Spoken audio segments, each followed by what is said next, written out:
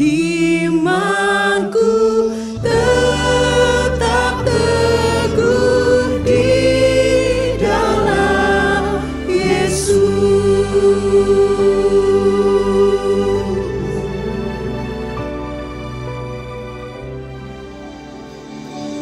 Tiada pernah sedetik pun, tiada pernah kau tinggalkan, hanya kaulah yang disembah. Yesus, Engkau juru selamatku, dalam janji-Mu kemenanganku selamanya dan punya datang. Besar setiamu Tuhan di hidupku. Di dalam 2 Korintus pasal 1 ayat 3 sampai ayatnya yang ke-11. Kalau sudah ketemu kita akan baca bersama-sama. Dengan judul subtema yang diberikan pada kita pada sore hari ini, ucapan syukur. Ya, 2 Korintus pasal 1 kita baca dari ayat yang ketiga sampai ayat yang ke-11. Sudah ketemu semua? Dalam hitungan ketiga kita akan baca bersama-sama. 1, 2, 3. Terpujilah Allah Bapa Tuhan kita Yesus Kristus, Bapa yang penuh belas kasihan dan Allah sumber segala penghiburan, yang menghibur kami dalam segala penderitaan kami, sehingga kami sanggup menghibur mereka yang berada dalam bermacam-macam penderitaan dengan penghiburan yang kami terima sendiri dari Allah. Sebab sama seperti kami mendapat bagian berlimpah-limpah dalam kesengsaraan Kristus, demikian pula oleh Kristus kami menerima penghiburan berlimpah-limpah. Jika kami menderita, hal itu menjadi penghiburan dan keselamatan kamu. Jika kami dihibur, maka hal itu adalah untuk penghiburan kamu, sehingga kamu beroleh kekuatan untuk dengan sabar menderita kesengsaraan yang sama seperti yang kami derita juga. Dan pengharapan kami akan kamu adalah teguh, karena kami tahu bahwa sama seperti kamu turut mengambil bagian dalam kesengsaraan kami, kamu juga turut mengambil bagian dalam penghiburan kami. Sebab kami mau saudara-saudara supaya kamu tahu akan penderitaan yang kami alami di Asia Kecil. Beban yang ditanggungkan atas kami adalah begitu besar dan begitu berat, sehingga kami telah putus asa juga akan hidup kami. Bahkan kami merasa seolah-olah kami telah dijatuhi hukuman mati. Tetapi hal itu terjadi supaya kami jangan menaruh kepercayaan pada diri kami sendiri, tetapi hanya kepada Allah yang membangkitkan orang mati. Dari kematian yang begitu ngeri, Ia telah dan akan menyelamatkan kami. Kepadanya kami menaruh pengharapan kami bahwa Ia akan menyelamatkan kami lagi. Karena kamu juga turut membantu mendoakan kami, supaya banyak orang mengucap syukur atas karunia yang kami peroleh berkat banyaknya doa mereka untuk kami. Ya, demikian jauh pembacaan firman Tuhan kita pada kesempatan sore hari ini. Bapak Ibu yang terkasih, dikatakan tadi ya tema kita ucapan syukur. Tentunya Bapak Ibu mengucap syukur ya di dalam keadaan yang baik. Tentunya ketika kita memperoleh berkat, kita sembuh, kita akan adakan ibadah ucapan syukur gitu kan. Ketika kita mendapatkan satu berkat gitu ya dari Tuhan, tentunya kita akan mengucap syukur atasnya.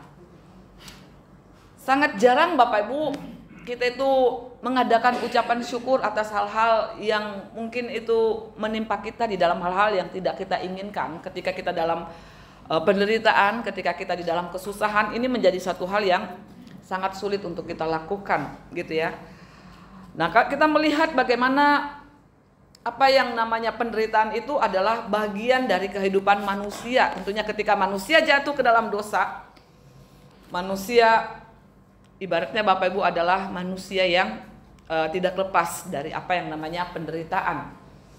Penderitaan merupakan bagian yang begitu dekat dan melekat di dalam kehidupan manusia yang hidup dalam dunia ini, sehingga nggak ada seorang pun manusia yang dikatakan aku ini hidupnya baik-baik saja, aku ini hidupnya nggak ada masalah, aku ini nggak pernah menderita, gitu ya.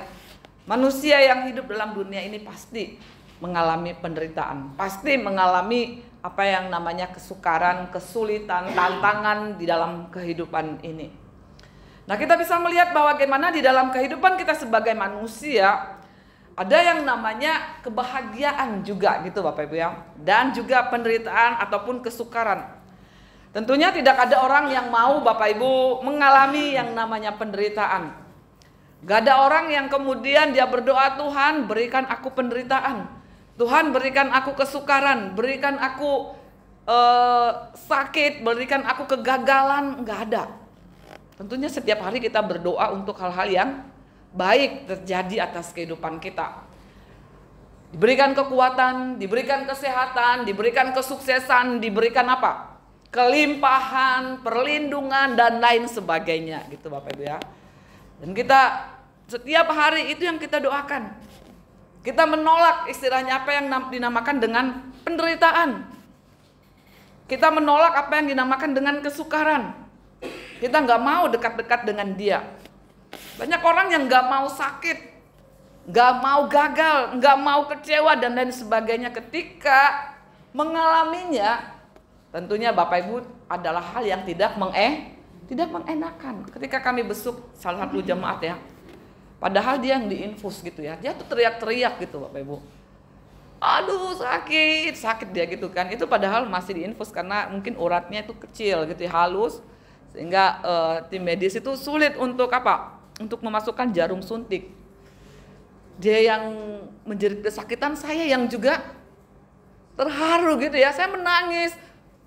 Yang sabar ya, saya katakan demikian Bapak Ibu ya. Kenapa? Enggak ada orang yang mau mengalami penderitaan. Karena apa? Karena melaluinya, melewatinya itu bukan glory haleluya. Melaluinya itu bukan hal yang mudah. Karena apa? Akan membuat kita menderita, akan membuat kita kesakitan.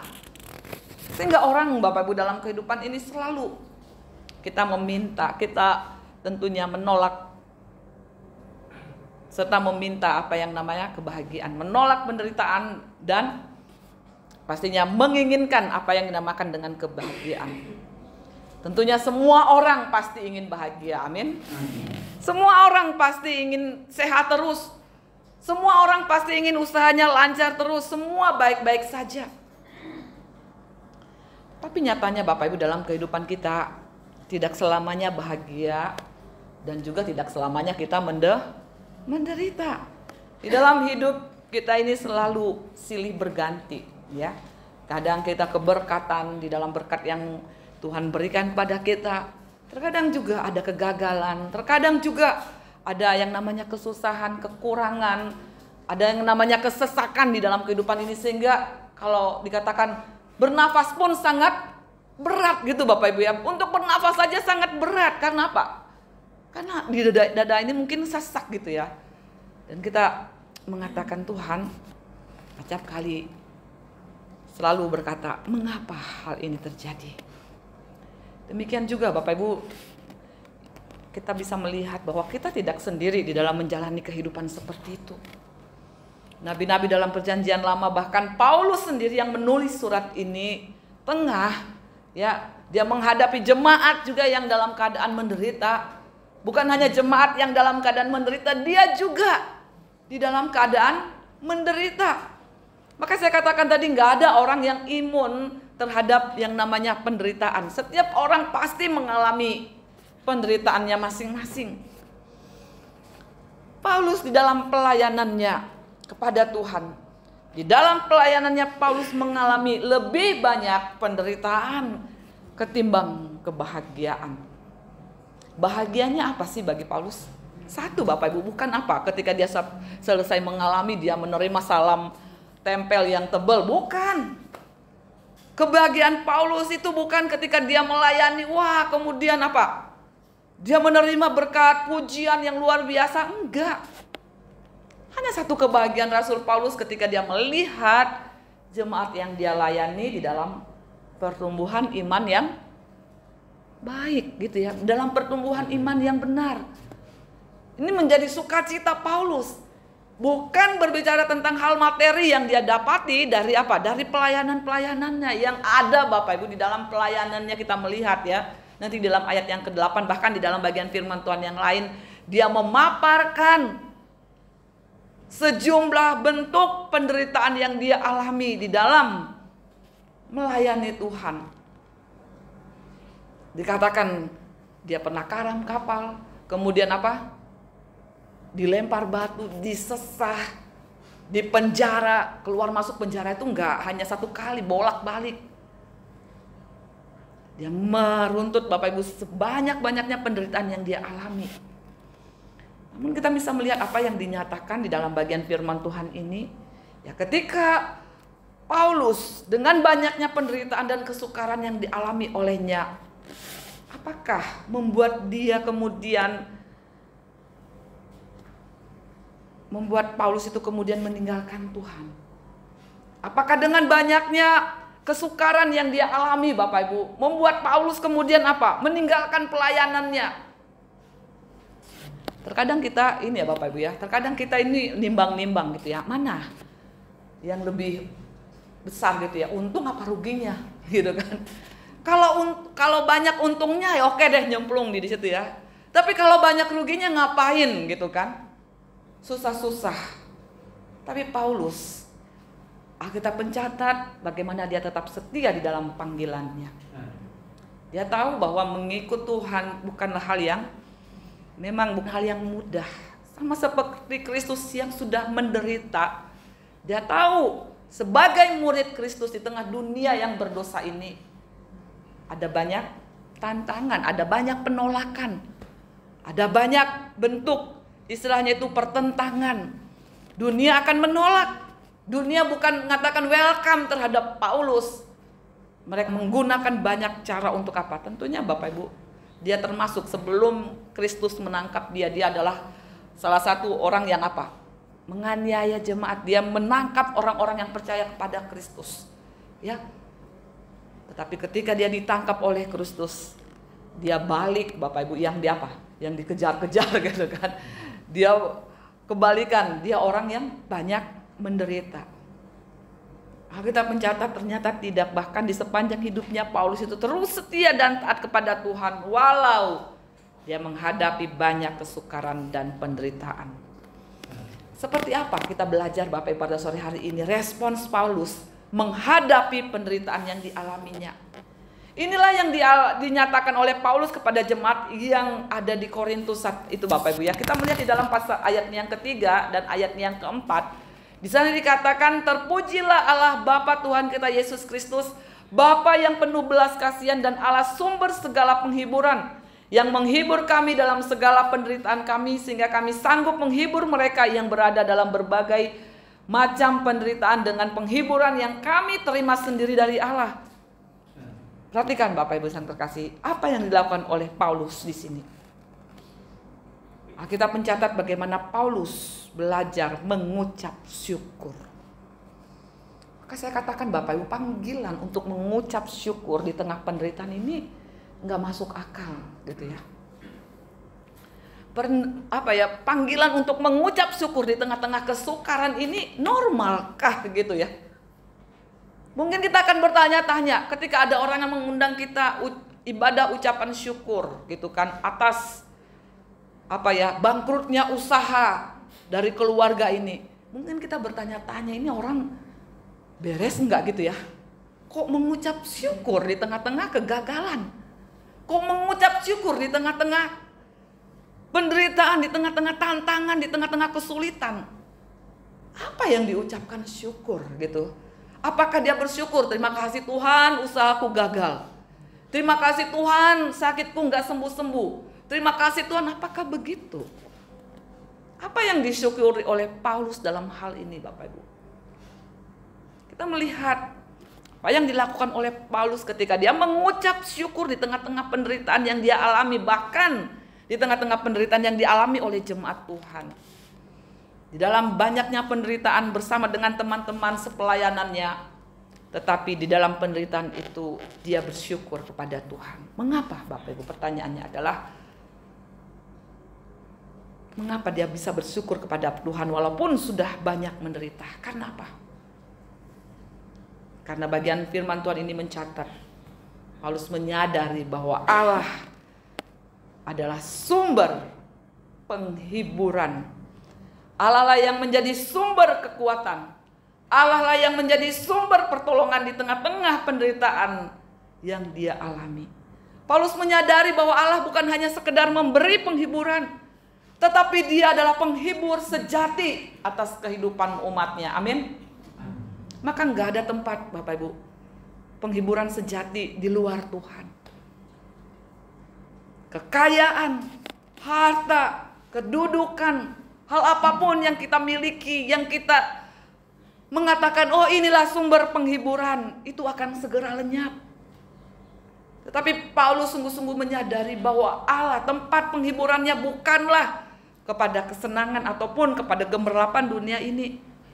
Tetapi sumber penghiburan Paulus, dia menyadari Tuhanlah yang tidak pernah kering, yang tidak pernah lekang oleh waktu.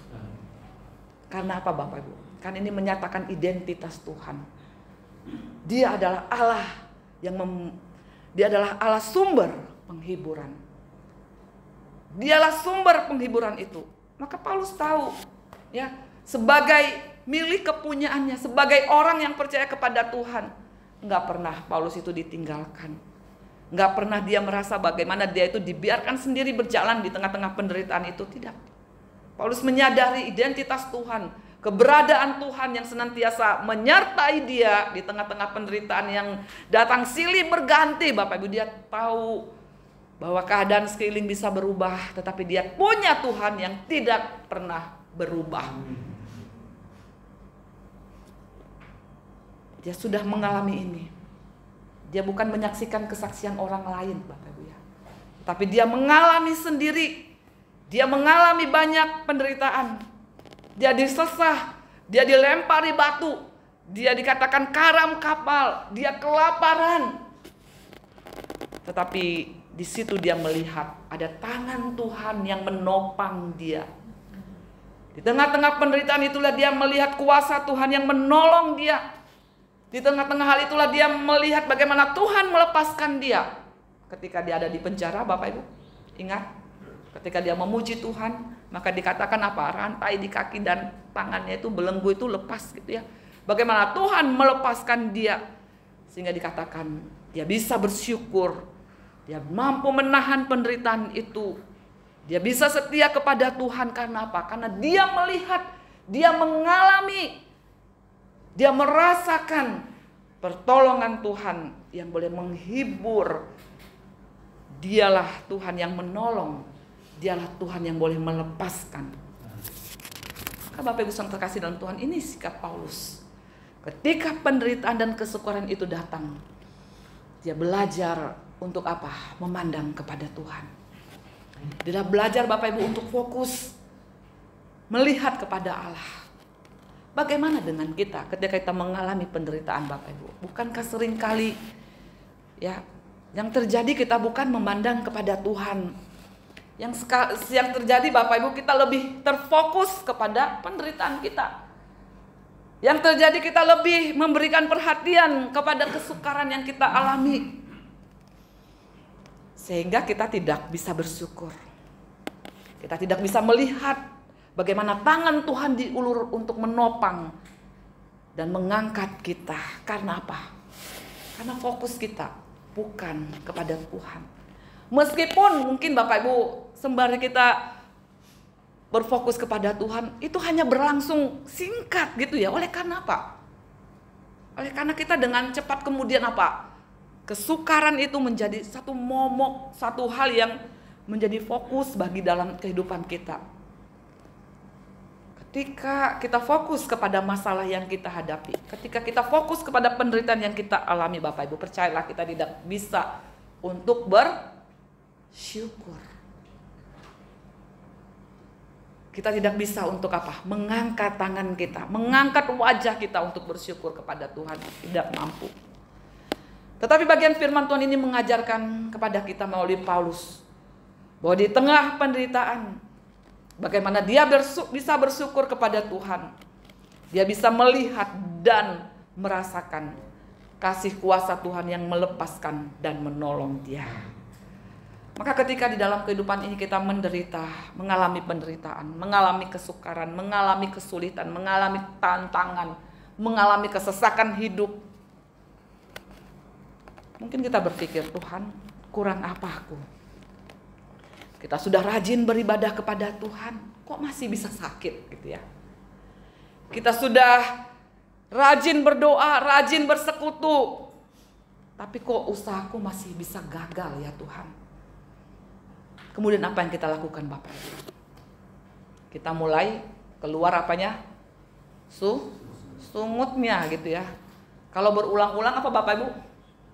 Sungut-sungut gitu ya. Ngomel-ngomel, menggerutu kepada Tuhan. Kita mulai bersungut-sungut. Kita mulai apa? Protes kepada Tuhan. Kita mulai ibaratnya lambat tapi pasti Bapak Ibu meninggalkan persekutuan kita dengan Tuhan. Kita mungkin berpikir, percuma Tuhan saya rajin ke gereja. Percuma Tuhan saya rajin berdoa. Percuma Tuhan saya rajin bersekutu, tetapi sakit saya tidak sembuh-sembuh. Sampai sekarang usaha saya kok belum begitu maju pesat. Kita mulai protes dengan apa yang Tuhan nyatakan kepada kita. Apakah seperti itu Bapak Ibu? Ataukah kita seperti Paulus? Bagaimana di tengah-tengah penderitaan yang dia alami? Seperti pujian ya. Ku pandang wajahmu dan berseru ya. Dia memandang kepada Tuhan. Tuhan, Engkaulah kekuatanku. Tuhan, Engkaulah penghiburan. Engkaulah penolongku. Dan aku bersyukur Tuhan kepadamu. Bisakah seperti itu Bapak Ibu? Bapak Ibu saudara terkasih dalam Tuhan, Paulus melakukan ini. Sekalipun dia menderita, dia bersyukur kepada Tuhan. Karena dia tahu bahwa Tuhanlah sumber penghiburan sejati atas kehidupannya. Dia tidak melihat Bapak Ibu lari kepada manusia yang hanya sebagai sumber penghiburan sementara, ataupun kepada hal yang lain.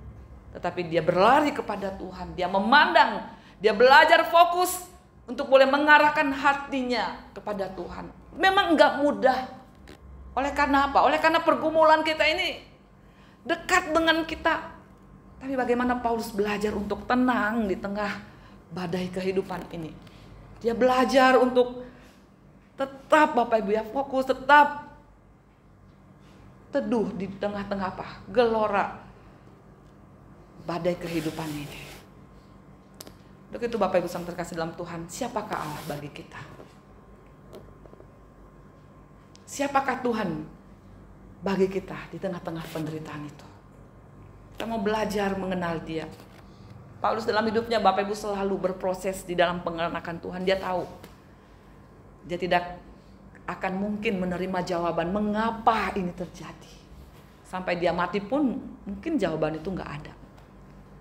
Tetapi dia belajar Bapak Ibu untuk mengatakan, Tuhan, aku bisa belajar apa dari peristiwa ini? Hal apa Tuhan yang bisa aku pelajari melalui penderitaan dan kesukaran ini? Bapak Ibu yang terkasih dalam Tuhan, mari kita melihat di dalam ayat yang kelima dan ayat yang ketujuh. Ya, di sana dikatakan, sebab sama seperti kami mendapat bagian berlimpah-limpah dalam kesengsaraan Kristus, demikian pula oleh Kristus kami menerima penghiburan berlimpah-limpah. Jika kami menderita, hal itu menjadi penghiburan dan keselamatan kamu. Jika kami dihibur, maka hal itu adalah untuk penghiburan kamu.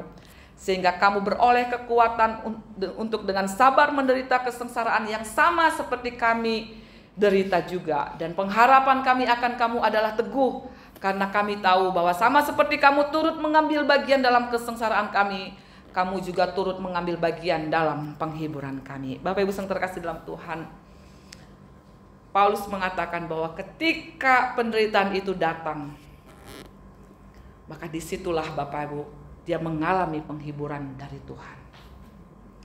Justru ketika dia ada di tengah-tengah penderitaan, penghiburan Tuhan itu dinyatakan di dalam kehidupannya. Maka setelah dia mengalami penghiburan itu Bapak Ibu, yang boleh menjadi berkat atas kehidupannya, maka sekarang dia juga menjadi alat untuk apa? Untuk menghibur saudara-saudara seiman yang juga di dalam penderitaan. Sama seperti yang dia lakukan. Di tengah-tengah penderitaan yang dialami, dia menerima penghiburan yang dari Tuhan. Maka sekarang dia boleh menjadi alat bagaimana dia dapat juga menghibur orang lain. Menghibur sesamanya yang juga mengalami penderitaan. Jadi penderitaan ini bagi Paulus Bapak Ibu adalah sebuah berkat. Berkat bagi dirinya dan juga bagi orang lain. Karena apa? Karena dia sudah terlebih dahulu mengalami penghiburan dari Tuhan. Maka dia akan menjadi berkat untuk menghibur orang lain juga yang sedang di dalam penderitaan. Sehingga orang lain juga bisa bersyukur kepada Tuhan. Bapak Ibu yang terkasih dalam Tuhan, ingat ya, ini yang Paulus katakan. Kalau dia belum mengalami penghiburan daripada Tuhan, Bapak Ibu, sangat sulit bagi dia untuk apa? Empati gitu ya terhadap penderitaan orang lain. Kalau dia sendiri belum menerima penghiburan dari Tuhan, sangat sulit bagi dia untuk menghibur orang lain. Tetapi dia sudah terlebih dahulu Bapak Ibu mengalami. Dia sudah terlebih dahulu merasakan. Maka ketika ada jemaat Korintus ya yang mengalami penderitaan di tengah-tengah iman percayanya kepada Tuhan, dia boleh menghibur. Dikatakan apa? Sabar di dalam penderitaan. Sabar di dalam segala kesukaran. Kuatkanlah bahwa ada Tuhan yang menolong, ada Tuhan yang menghibur. Bersyukurlah. Tapi yang terkasih dalam Tuhan, dia bisa menjadi berkat bagi orang lain. Sekali lagi karena dia sudah terlebih dahulu mengalami penghiburan daripada Tuhan. Sehingga dia bisa mengajak yang lain dalam penderitaan untuk bersyukur kepada Tuhan di tengah-tengah kesukaran ini. Untuk itu Bapak Ibu, bagaimana dengan kita? Ketika ada orang, ketika kita mengalami satu penderitaan Bapak Ibu, kita tahu bahwa orang yang mengerti kita adalah orang yang pernah mengalaminya. Mereka yang pernah melaluinya. Mereka yang pernah melewati proses yang tidak mengenakan itu. Mereka yang pernah berjalan di dalam lembah kekelaman itu. Mungkin bagi mereka yang nggak mengalaminya Bapak Ibu, kita mungkin bisa menghibur. Palingan dalam hatinya berkata apa? Kamu nggak merasakan gitu kan. Sehingga kamu bisa mengatakan itu. Kamu belum merasakan. Itulah yang dialami oleh C.S. Lewis. Ketika istri yang dicintainya itu meninggal dunia. Banyak orang datang Bapak Ibu melayat memberikan penghiburan kepada dia. Maka ketika istrinya sudah dikubur, dia mengatakan mereka itu penghibur sialan gitu ya. Oleh karena apa? Oleh karena mereka sesungguhnya menghibur kuat ya. Mereka nggak ngerti betapa sakitnya kehilangan orang yang dicintai. Betapa sukarnya untuk menerima keadaan ditinggal oleh orang yang dikasihi. Maka dia katakan mereka adalah penghibur sian. Karena mereka tidak merasakan apa yang aku rasakan. Siapa Bapak Ibu yang sesungguhnya merasakan apa yang dirasakan? Adalah mereka yang pernah mengalami ditinggalkan oleh orang yang dikasihi. Mereka yang pernah mengalami proses ya, istilah itu keadaan sendiri. Mereka lah orang yang mampu memberikan penghiburan. Dan inilah yang Paulus tahu. Bagaimana dia sudah mengalami sendiri penghiburan dari Tuhan. Dan saat ini dia mau menjadi berkat. Dia mau menghibur Dia orang-orang yang juga di dalam kesukaran. Oleh karena apa Bapak Ibu? Yang banyak terjadi, orang yang sedang menderita sulit untuk apa Bapak Ibu? Sulit untuk bersyukur. Apa yang harus aku syukuri? Orang yang menderita sulit untuk apa? Untuk berdoa. Orang yang menderita dia sulit untuk datang kepada Tuhan karena apa? Karena hatinya hancur, hatinya rapuh. Kalau dikatakan, bisa dikatakan hatinya begitu ringkih gitu ya. Namun ketika ada orang yang datang memberikan kekuatan, ada orang yang datang memberikan penghiburan, ada orang yang datang untuk memberikan dukungan, dia ingat, oh betul, dia mengalaminya. Kalau dia mampu melewati lembah kekelaman itu, maka Tuhan yang sama pun akan memberikan kepadaku kekuatan. Kalau dia mampu bertahan di tengah-tengah penderitaan dan kesukarannya, maka aku pun bisa mampu di dalam pertolongan Tuhan. Karena apa? Tuhan yang aku sembah adalah juga Tuhan yang setia. Karena itu Bapak Ibu yang terkasih dalam Tuhan, ketika kita menderita di dalam kehidupan ini, entah itu di dalam keluarga, entah itu dalam pekerjaan, entah itu di dalam relasi, maka jangan cepat-cepat marah. Jangan cepat-cepat menjadi gusar. Jangan cepat-cepat bersungut-sungut kepada Tuhan. Tetapi lihatlah apa sih maksud Tuhan di balik semua itu, sehingga kita bersyukur. Oleh karena apa Bapak Ibu? Oleh karena mungkin kejadian yang kita pernah alami itu boleh menjadi berkat bagi orang lain yang saat ini mengalami penderitaan juga. Ini yang Paulus ajarkan kepada jemaat di Korintus. Sehingga apa? Dikatakan penderitaan Kristus itu boleh menjadi keselamatan. Ya, dia tahu bahwa penderitaan yang dialami oleh Kristus dalam karya keselamatan itu Bapak Ibu boleh memberikan bagi Paulus sendiri penghiburan yang tiada terkira. Dan bagaimana penderitaan yang dialami oleh Kristus, oleh karena Kristus itu boleh memberikan penghiburan di tengah-tengah jemaat yang sedang menderita. Paulus mengajarkan kepada jemaat di Korintus supaya ketika penderitaan itu datang, mereka tidak menjadi kecewa. Mereka tidak menjadi putus asa. Mereka tidak meninggalkan Tuhan. Tetapi mereka belajar dari Rasul Paulus bahwa di tengah-tengah penderitaan itu justru bagaimana mereka boleh mendapat kesempatan memperoleh penghiburan daripada Tuhan. Adakah juga yang kita lakukan saat ini Bapak Ibu di tengah-tengah masa sukar kita? Apakah hal ini juga yang kita lakukan di tengah-tengah kesesakan kita? Kadang yang terjadi di tengah-tengah kesesakan Bapak Ibu, sekali lagi kita lebih cepat ya berespon di dalam sungut-sungut kita. Kita kecewa kepada Tuhan, meninggalkan persekutuan, tidak lagi berdoa dengan sungguh-sungguh kepada Tuhan. Tetapi Paulus mengingatkan kita pada saat itu, ini ya, jangan seperti itu. Oleh karena apa Bapak Ibu? Oleh karena kita ini orang yang percaya kepada Tuhan.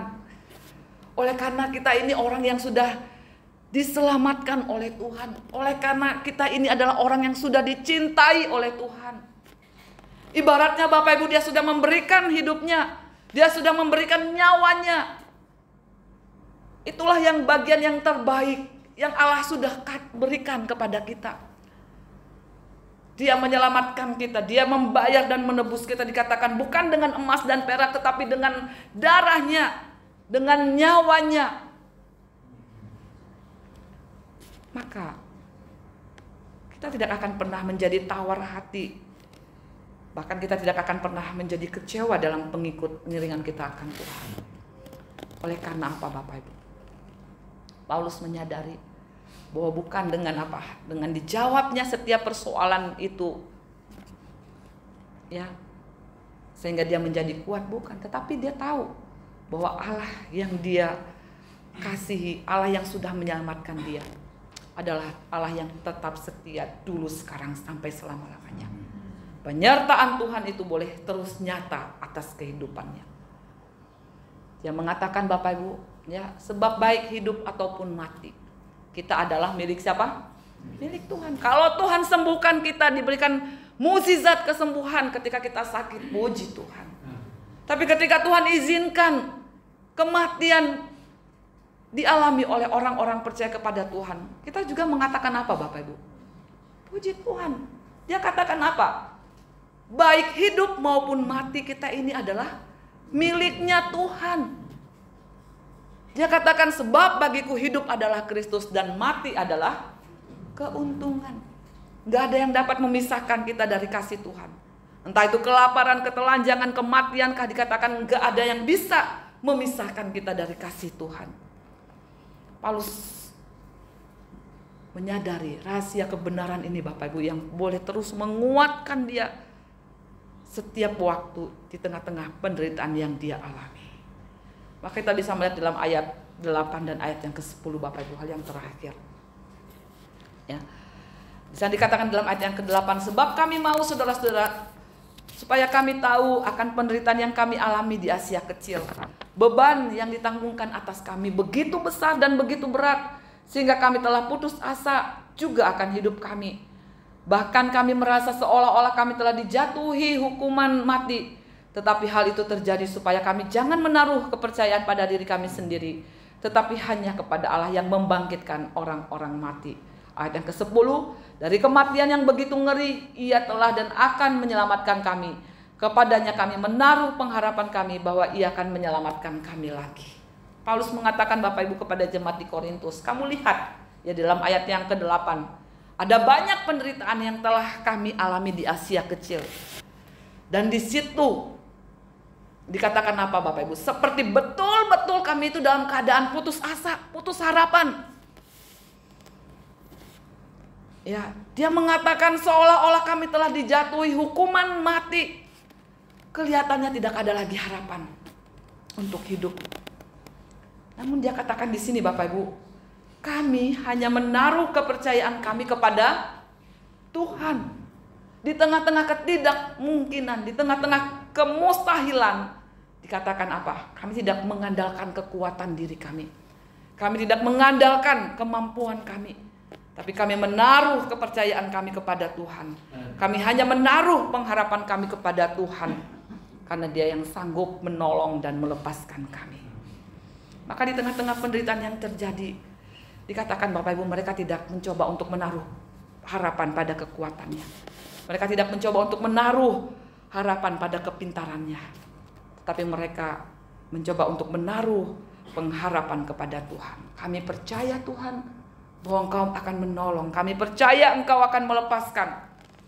Dan ini yang mereka lakukan. Dan Paulus katakan, di sini apa tadi katakan? Tuhan melepaskan kami lagi. Bapak Ibu yang terkasih, di tengah-tengah penderitaan, Tuhan mengajarkan kepada kita untuk selalu berserah, untuk selalu berharap kepada Tuhan saja. Amin. Tetapi kadangkala kita itu tidak bisa menjadi sabar melakukan ini Bapak Ibu ya. Gandol Gusti, sampai kapan mau gandol gitu ya. Tuhan aku mau berserah, mau berharap sampai kapan? Selama ini kita sudah berharap, selama ini kita berserah kepada Tuhan kok nggak ada kunjung jawaban dari Tuhan. Kadang-kala kita tidak bisa sabar melakukan ini. Banyak kita menemukan anak-anak Tuhan Bapak Ibu, ketika dia sakit, wah sudah pergi ke dokter spesialis, ke dokter yang ternama gitu ya, namun belum kunjung sembuh secara maksimal. Maka di tengah-tengah situasi seperti itu Bapak Ibu, sulit bagi kita untuk menaruh, seperti Paulus katakan, menaruh kepercayaan kepada Tuhan. Sulit bagi kita untuk menaruh harapan kepada Tuhan. Dan ada beberapa di antara anak-anak Tuhan, orang Kristen Bapak Ibu, yang datang kemana? Yang datang kemana? Kemudian orang pintar, ke dukun gitu ya. Yang bisa kita anggap menyembuhkan penyakit kita. Karena apa? Karena kita tidak bisa menaruh kepercayaan penuh kepada Tuhan. Kita lebih percaya kepada dukun daripada kepada Tuhan. Benar nggak Bapak Ibu? Ketika dukun suruh minum kita, itu airnya mungkin kita ini udah ini ya, mungkin air cucian tangannya ataupun dalam bentuk apa Bapak Ibu? Kalau disuruh untuk minum, kita minum nggak? Ini dukun loh, kita sudah kemana-mana, kita udah sakit. Dukun suruh kita minum air yang mungkin jijik gitu ya. Kita minum nggak Bapak Ibu? Minum nggak? Minum, pasti nggak mungkin. Kita sudah datang ke dia kok, istilahnya kita mau gitu kan, mendapatkan pertolongan dari dia. Apapun yang dikatakan oleh dukun itu pasti kita akan apa? Lakukan BE gitu kan. Mungkin dengan minum air ini bisa sembuh. Bukankah Bapak Ibu kita lebih percaya kepada dukun daripada kepada Tuhan? Inilah yang terjadi. Paulus berbeda Bapak Ibu. Dia katakan tadi seolah-olah kami telah dijatuhi hukuman mati. Tetapi Paulus boleh terus menaruh kepercayaan kepada Tuhan. Paulus boleh terus menaruh harapan kepada Tuhan. Karena apa? Karena harapan di dalam Tuhan tidak pernah sia-sia. Amin. Bahkan ketika pun nyawa, ajal pun itu datang dalam kehidupannya Bapak Ibu, dia katakan tak pernah kecewa mengikut Yesus. Gak pernah kecewa mengikut Tuhan. Karena yang terbaik yaitu keselamatan akan jiwa kita itu sudah apa? Dijamin oleh Tuhan. Ketika seseorang ya Bapak Ibu ya, ini benar-benar kisah nyata, bercerita sendiri kepada saya. Dia katakan, kalian saya sudah kemana-mana loh. Ada orang yang ngasih info gitu kan, di sana ada orang pintar, ya. Terus, ya saya datengin, siapa tahu saya bisa sembuh, gitu kan. Maka dia katakan lagi, terus bagaimana? Apakah ini benar ya kalian? Udah tahu salah ya Bu, tapi lagi gitu kan. Kok masih ditanyakan? Tentunya apa yang dilakukannya? Iya dia sih komat kamit, saya nggak ngerti apa yang dikomat kamitin gitu kan. Dia menjamah sakit saya nggak ngerti. Bu, saya bilang, saya katakan kepada dia, apa yang firman Tuhan katakan, apa gunanya kita ini sembuh, tetapi apa? Kita kehilangan kepercayaan kepada Tuhan. Karena apa? Karena besok-besok, ya, ketika kita dalam keadaan sakit, masih mau nggak berdoa kepada Tuhan? Yang kita cari siapa Bapak Ibu? Dukun gitu kan. Namun apa gunanya kita sehat tetapi kita kehilangan kasih karunia Tuhan? Bagaimana dengan kita Bapak Ibu? Yang sering terjadi, hati kita ini mendua, ya. Ketika jawaban dari penderitaan kita tidak segera kita terima, maka hati kita mulai bercabang. Kita mulai mencari cara lain. Bagaimana kesukaran ini bisa teratasi dengan cepat gitu ya, melalui pola pikir kita yang berdosa ini. Tapi Paulus tidak demikian. Dia sudah komit bahwa dia hanya menaruh kepercayaan hanya kepada Tuhan. Dia menaruh harapan hanya kepada Tuhan. Bisa nggak Bapak Ibu kita itu seperti itu? Ya, mampukah kita seperti Paulus? Ketika ada di tengah-tengah kesukaran kita, ada iklan lewat nih gitu kan. Aku loh sama seperti kamu Bu. Kemarin aku juga mengalami hal yang sama. Aku pergi ke sini. Alhamdulillah gitu ya. Bisa teratasi. Nah Bapak Ibu, hati kita mulai mendua. Hati kita mulai bercabang. Hati kita mulai tergoda. Setengah-tengah seperti ini, apakah kita seperti Paulus? Enggak. Aku mau tetap menaruh harapanku hanya kepada Tuhan, apapun yang terjadi. Kita mau katakan tidak. Aku mau tetap menaruh imanku kepada Tuhan. Karena aku percaya Tuhan akan menolong. Bapak bisa terkasih dalam Tuhan. Ketika seorang anak perempuan datang kepada papahnya, dia katakan begini. Dia datang dengan menangis. Papahnya kaget. Kamu kenapa nak? Dia katakan, Pak, aku ini banyak masalah. Aku punya banyak masalah gitu ya. Masalahku ini bertubi-tubi. Aku gak sanggup Pak, gitu dia katakan. Aku gak tahu seperti apa aku harus menjalani hidup ini. Sepertinya aku ingin mengakhiri hidup ini Pak. Papanya seorang chef, Bapak Ibu. Dia katakan, dia nggak langsung mengatakan pada, hah? Apa sih gitu, enggak ya? Dengan sabar, tenang, dia katakan, nah, mari ikut papa ke dapur. Karena papanya seorang chef gitu, Bapak Ibu ya. Di dapur, bapaknya mengambil 3 panci. Di panci yang pertama, dia letakkan wortel. Di panci yang kedua, dia letakkan telur. Dan di panci yang ketiga, dia letakkan biji kopi. Kemudian dia menuang air di ketiga panci ini dan meletakkannya di atas kompor, menyalakan kompornya dan membiarkan ketiga benda ini di dalam keadaan mendidih gitu ya. Ketika sudah mendidih, Bapak Ibu, diangkat semuanya, lalu dia mengatakan kepada anaknya, "Nak, mendekatlah." Dia katakan, "Apa yang kamu lihat?" Si anak menjawab, "Saya melihat wortel, saya melihat telur, saya melihat biji kopi." Ayahnya bilang, "Kamu tahu tidak bahwa wortel, telur, dan kopi ini sama-sama dididihkan? Itulah penderitaan. Tetapi reaksi mereka berbeda-beda." Katakan, wortel ini, nak, sebelum dia mengalami penderitaan, sebelum dia dididihkan, dia ini keras. Tetapi ketika dia melewati penderitaan, dia menjadi lembek ketika dia dididihkan. Telur ini, sebelum dia dididihkan, dia lembek. Tetapi ketika dia dididihkan, dia menjadi keras. Tetapi biji kopi ini, sebelum dididihkan, dia memang keras. Tetapi setelah dia dididihkan, dia tidak menjadi lembek dan dia juga tidak menjadi keras. Tapi bagaimana dia membuat air yang mendidihkannya itu menjadi wangi. Lalu anaknya bingung dan bertanya kepada ayahnya, "Ini untuk apa, ayah? Apa artinya? Aku nggak ngerti." Lalu ayahnya dengan tenang mengatakan kepada anaknya, "Nah, begitulah reaksi kita di dalam hidup ini menghadapi penderitaan dan kesukaran. Yang pertama, orang yang kelihatannya kuat seperti wortel, kelihatannya kuat di dalam menghadapi penderitaan. Ketika dia menghadapi penderitaan itu, dia menjadi lembek, dia menjadi mudah putus asa, dia menjadi mudah bersungut-sungut dan kecewa kepada Tuhan.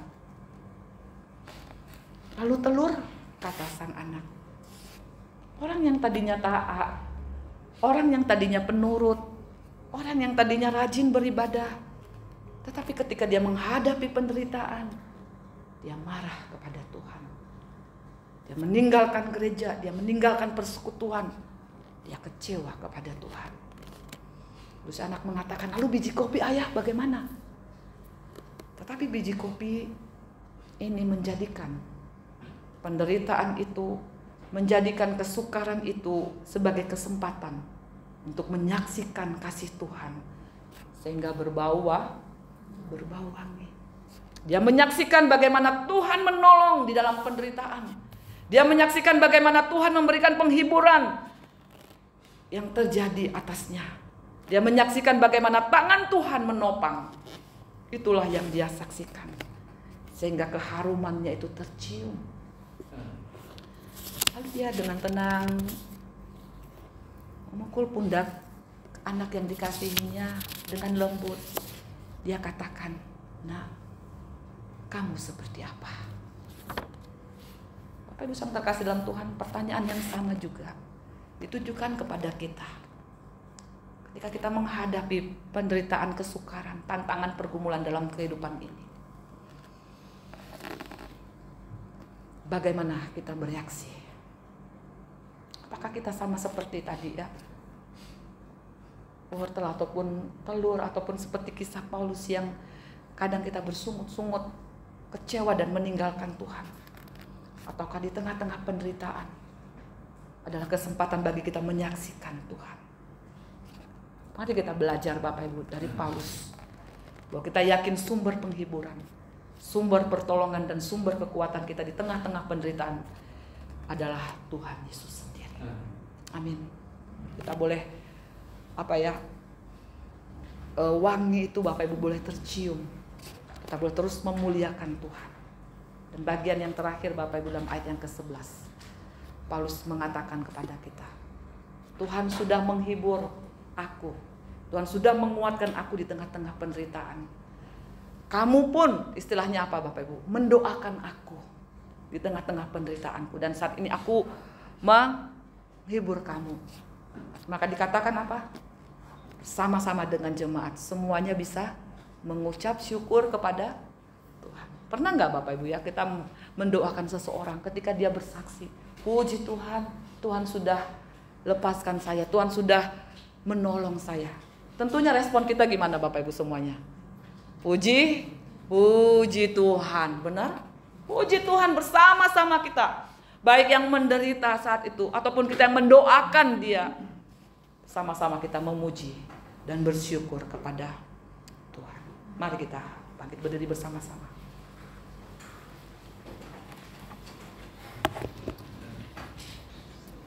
Kita mau berdoa kepada Tuhan dan saya mengundang pemain musik boleh maju ke depan. Mari Bapak Ibu kita boleh merespon akan kebenaran firman Tuhan.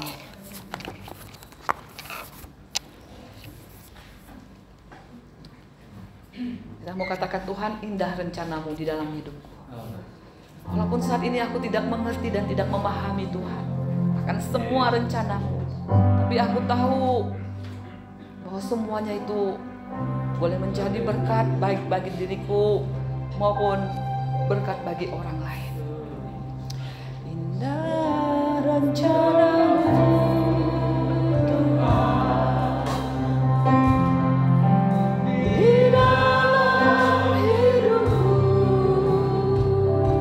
walau ku tak tahu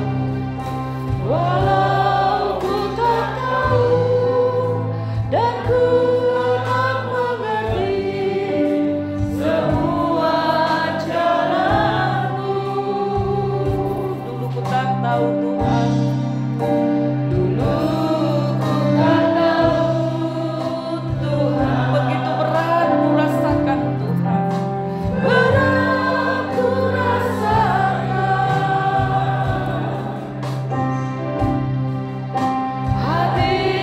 Menderita dan ku tak berdaya menghadapi semua, tapi ku mengerti,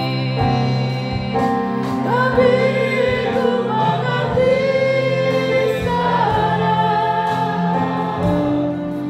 kau tolong padaku.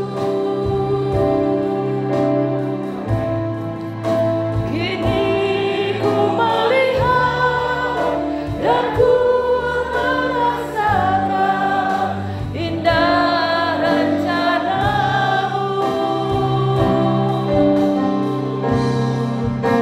tapi ku mengerti sekarang kau tolong padaku. Kini ku melihat dan ku merasakan indah rencanamu. Kini ku melihat,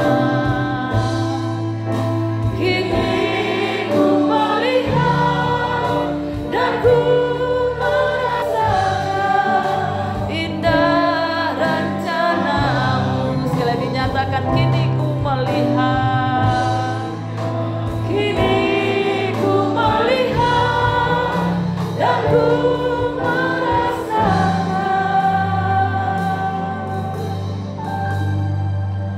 indah rencanamu.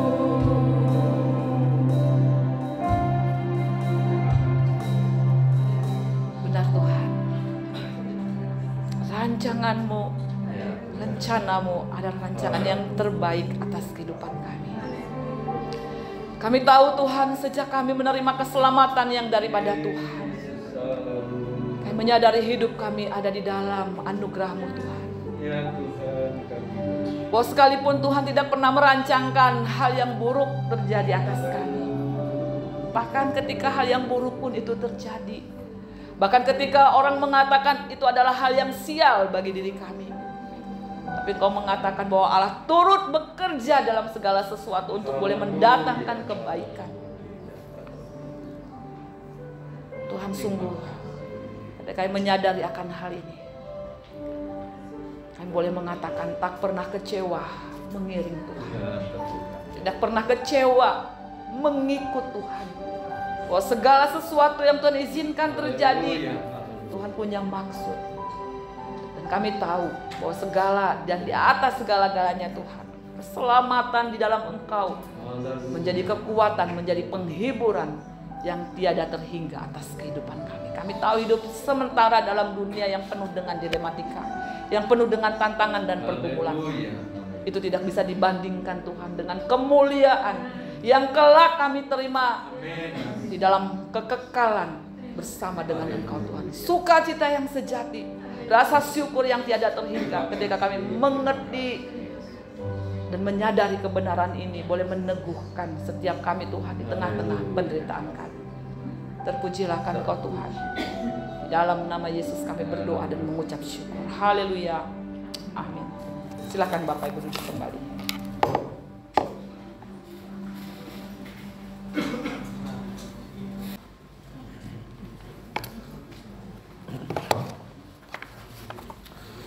Puji Tuhan, semoga dengan pemberitaan firman Tuhan pada sore hari ini, iman kita semakin teguh di dalam Tuhan. Berjaga-jaga, berdirilah dengan teguh dalam iman, bersikaplah sebagai laki-laki, artinya berani dan tetap kuat. Puji Tuhan. Terima kasih kepada Ibu Pendeta Rian Waruwu yang boleh membagikan firman Tuhan pada sore hari ini. Imanku tetap